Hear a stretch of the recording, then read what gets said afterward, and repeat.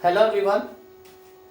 एक बार फिर आप सभी का स्वागत है हमारे बाबा बाचू इंग्लिश क्लास में। और हम अपनी टेंस की सीरीज को आगे जोड़ते हुए फिर दोबारा से आपके पास आए हुए हैं। तो स्टार्ट करते हैं प्रेजेंट इंडेफिनिट टेंस। हिंदी में बोलेंगे वर्तमान अनिश्चित क्रिया की अवस्था।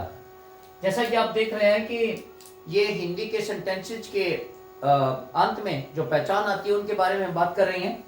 जिन हिंदी के सेंटेंसेज के अंत में ता है, ती है, ते हैं, ये सब आता है, तो ये हमारा प्रेजेंट इंडेफिनिट टेंस का सेंटेंस होंगे और सेंटेंसेज होंगे।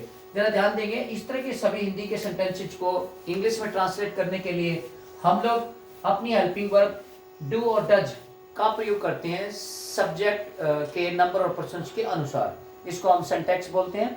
अगर हमारा सब्जेक्ट नाउन और प्रोनाउन के रूप में सिंगुलर होता है तो सिंगुलर हेल्पिंग वर्ब का प्रयोग करेंगे, और अगर नाउन और प्रोनाउन के रूप में हमारा सब्जेक्ट अगर प्लूरल होता है तो प्लूरल हमारी हेल्पिंग वर्ब का प्रयोग करेंगे। जरा ध्यान देंगे कि ये जो हेल्पिंग वर्ब हमने लिखी है डू डज, क्या ये दो हेल्पिंग वर्ब है या एक है? एक्चुअल में एक ही हेल्पिंग वर्ब है। ध्यान देंगे, हमने जो जूनियर क्लासेस थी उनमें नंबर्स के कुछ रूल्स जो थे वो याद किए थे, सीखे थे कि नाउन को किस प्रकार से प्लूरल बनाया जाता है। तो यहाँ पर हम ध्यान देंगे कि वही नंबर वाले रूल्स हमारे यहाँ वर्ब की फर्स्ट फॉर्म ऑफ वर्ब के साथ जब अप्लाई करती हैं, मीन्स एस ई एस या आई ई एस जोड़ते हैं, तो यहाँ पर वर्ब बनता है सिंगुलर, और अगर नाउन के ऊपर अप्लाई करते हैं तो नाउन बनता है प्लूरल। तो उन्हीं में से एक है। जैसे सपोज आप ध्यान देंगे कि ये डू से डज बना है या डज से डू बना है। ये डू से डज बना है, डू आपका प्लूरल फॉर्म ऑफ वर्ब है हेल्पिंग वर्ब, और डज आपका सिंगुलर फॉर्म ऑफ वर्ब अर्थात हेल्पिंग वर्ब है। तो यहाँ ध्यान देंगे, पहले इनके प्रयोग के बारे में बात कर लेते हैं। लिखा हुआ है कि सब्जेक्ट, पहले हम डू की बात करते हैं। Subject he, she, it, name, वह कोई भी सिंगुलर सब्जेक्ट है,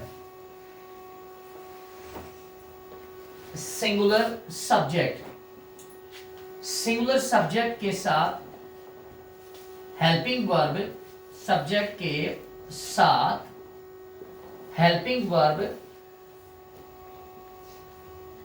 हम डज का प्रयोग करते हैं, डज का प्रयोग। और यदि हमारा सब्जेक्ट नंबर 2 पर बात करेंगे, और यदि हमारा सब्जेक्ट आई, यू, वी और दे है, मीन्स प्लूरल है, मीन्स प्लूरल, वह प्लूरल लिख देता हूं, प्लूरल है, तो के साथ हम अपना जो है हेल्पिंग वर्ब डू का प्रयोग करते हैं। अब का प्रयोग करते हैं। अब ये जानना जरूरी है कि कैसे करते हैं और क्यों करते हैं। इसके पीछे है सिंटैक्स। क्या है? सिंटैक्स।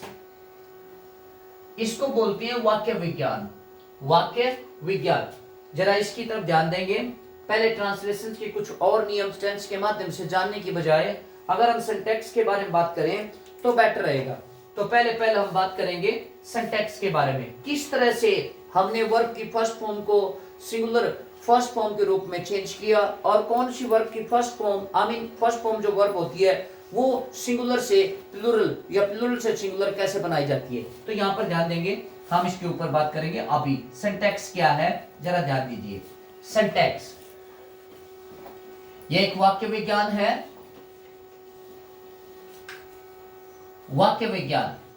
अब वाक्य विज्ञान में क्या बताया गया है कि सेंटेंस में जो सब्जेक्ट है, सब्जेक्ट चाहे नाउन है, प्रोनाउन है, उसके नंबर ऑफ पर्सन्स के अनुसार वर्ब का या हेल्पिंग वर्ब का प्रयोग किया जाता है।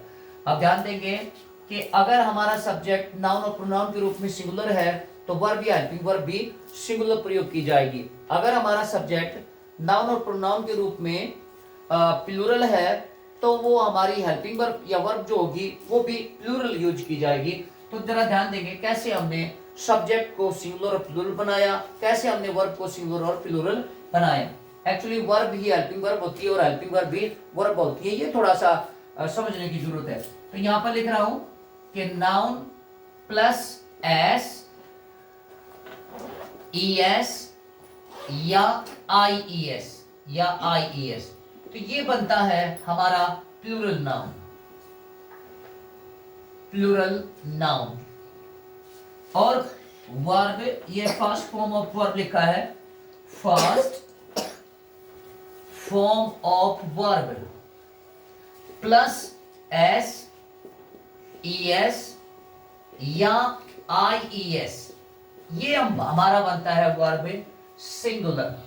सिंगुलर सिंगुलर वर्ब, और वो भी फर्स्ट रहता है, वो भी फर्स्ट रहता है। उदाहरण के लिए देखना चाहेंगे, अगर हम नाउन की बात करें तो जैसे हमने जोड़ा कैट प्लस एस, तो ये हुआ कैट्स। नाउन के साथ में हमने एस और एस जोड़ा। उसी तरह से दूसरी तरफ हम बात करेंगे ओ वाली सीरीज में, जैसे हमने बात किया कि ईएस या एस जोड़ने से कैसे बात बनेगी। कोई भी वर्ब है, जैसे सपोज हमने जैसे पुट डाल दिया, पुट वर्ब है, तो वर्ब के साथ में जब एस का प्रयोग किया तो ये वर्ब आपका क्या बना, सिंगुलर बना। ये पुट्स, ये वर्ब आपका सिंगुलर कहलाएगा, ये सिंगुलर फॉर्म ऑफ वर्ब है, सिंगुलर वर्ब रहेगा। और ये जो आपका रहेगा, ये आपका रहेगा प्लूरल नाउन, ये प्लूरल नाउन रहेगा। इन सब चीजों पर थोड़ा सा ध्यान देने की जरूरत है। अगर हमारा कोई भी सब्जेक्ट सेंटेंस में नाउन या प्रोनाउन के रूप में प्लूरल होता है तो वर्ब या हेल्पिंग वर्ब प्लूरल प्रयोग किया जाता है।